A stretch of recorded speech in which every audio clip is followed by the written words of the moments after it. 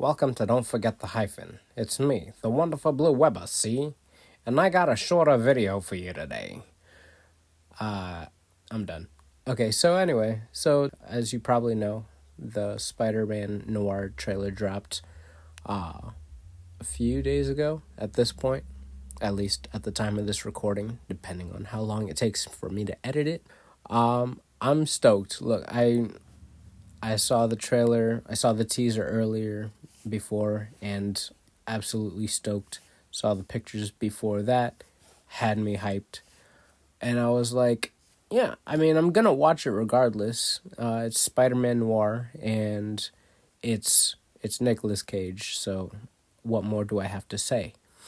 But the Spider-Man Noir character is in my top 5, I want to say, of my favorite Spider Peeps through all media. So I'm absolutely stoked to watch this whenever it comes out. Not whenever. When it comes out, the 27th. So, but I'm not here to break down the trailer or anything like that. I'm just here to give my opinions and hopes for the show. So, just taking a look at the trailer has me pretty excited, obviously. The fact that we're getting a live-action TV show in general has me stoked. And so just the fact that we're going to have so much time to spend with not only Spider-Man himself, but also the villains is going to be really interesting to see. So looking at some of the villains that are going to be in it, that are going to be in the show, a few of them are pretty fascinating. So a lot of them are not in the comics. I think only one of them actually is, and I think it's Sandman. Initially, I thought the dude with the electric powers was going to be Electro. Apparently, he's not. He's going to be a different character. But the fact that we're going to be seeing Tombstone, Mr. Negative, Molten Man, and I believe Silvermane. I think they're all going to be working for Silvermane. So that's going to be pretty interesting. I may have missed a villain here or there. I'm not sure. I'm not going to call Black Cat a villain in this one, as I don't think she's in that role this time around. But I'm stoked, if I haven't said that one too many times already. So my hopes for Spider-Man himself, though, being that he's one of my favorites, I love the fact that they're doing a story that's a bit more gritty. From what it seems like, he's a lot older.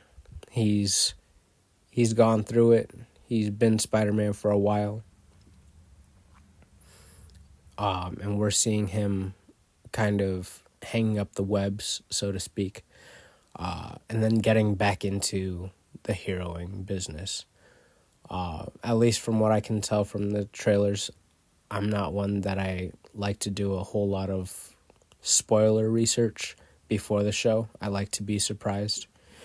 So if that plot point has already been made known to the public, I'm sorry I didn't catch it, but let me know in the comments if I've missed it already. So I'm really interested to see how they play with his powers, because he's one of those spider people that, in name alone, Peter Parker, Spider-Man, he's similar. However, the way he got his powers was a little bit different.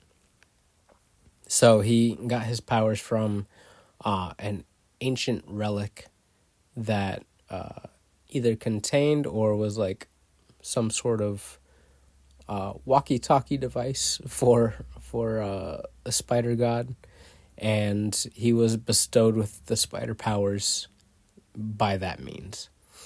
And a few times we see in the trailer that he's a bit dead, or at least knocked unconscious.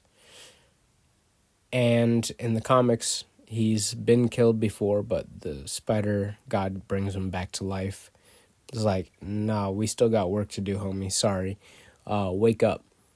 And he's back to it. Now, I'm thinking that this show is going to be a little bit with the body horror, because we saw the guy that looks like he's a man spider, and we saw an autopsy room or a surgery room, whatever the case might be, where he's the doctor performing it is cutting somebody open and spiders are pouring out.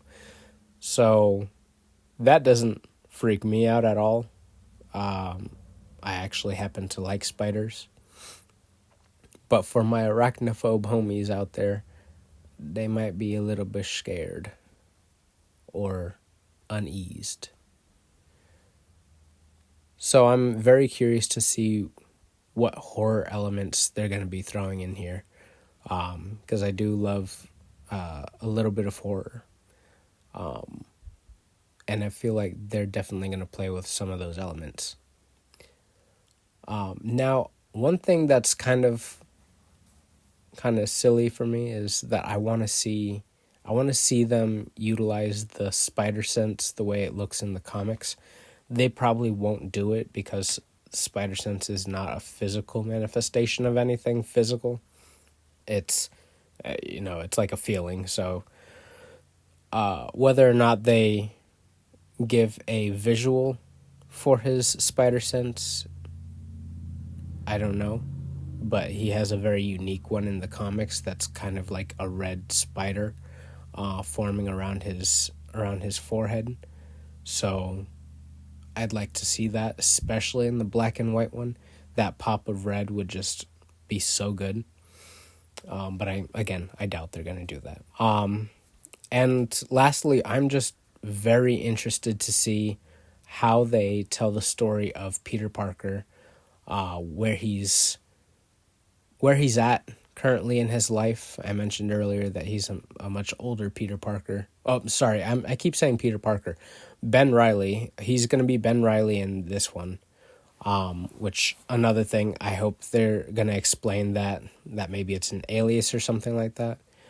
I know there was some sort of agreement where Sony couldn't use the name Peter Parker for some reason. I don't know if it was because they thought the audience couldn't differentiate between two different Peter Parkers being Spider-Man at the same time, or just hearing the name Peter Parker in another medium, TV show to movie, two different mediums. I guess there's got to be some sort of legal thing that they have written out that explains it better.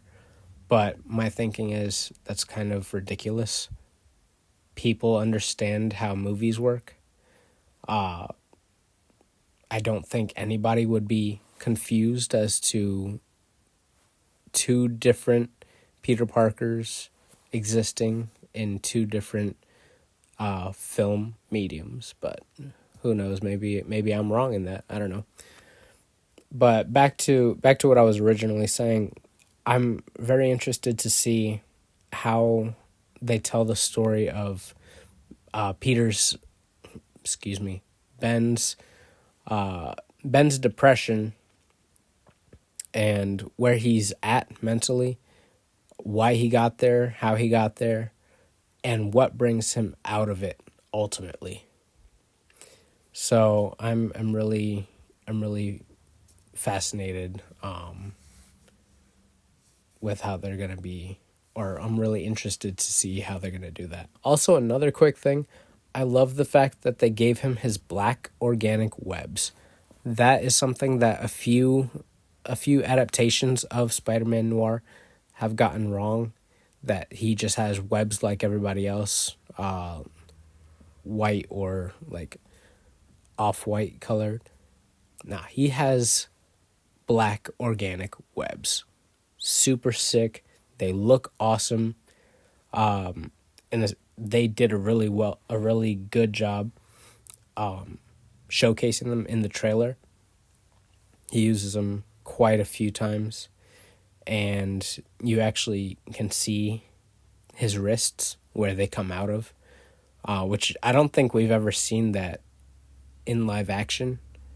Like, we've seen Tobey Maguire's Spider-Man shoot webs organically, but the little slit in the wrist, where the webs come out, I don't think was ever properly showcased. In the movie, it was like a little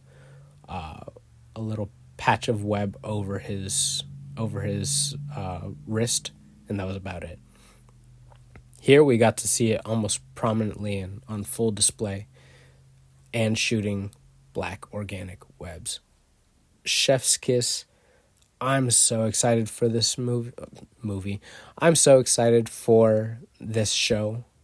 And I might do episode breakdowns, or not breakdowns, but episode reviews as they come out. So, yeah, let me know if that's something that you guys would be interested in watching. I know I tend to ramble, so I said this was going to be short. But that's about all I have for that. Now, question for you guys. Which version will you be watching? Will you be watching the black and white version or the full color version? Personally, I love noir films. I grew up watching black and white films. I'm not old. I just grew up watching like TCM and whatever. And so, yeah, I'm definitely going to be partaking of the black and white. At least off the jump, I will be. I'll probably watch the color version later on. But yeah, which one will you be watching? Let me know in the comments, and let me know what you guys are most excited about for this show. Other than that, that's all I got for you today. I'm the wonderful Blue Weber, reminding you to don't forget the hyphen. Now get out of here, kid, you bother me.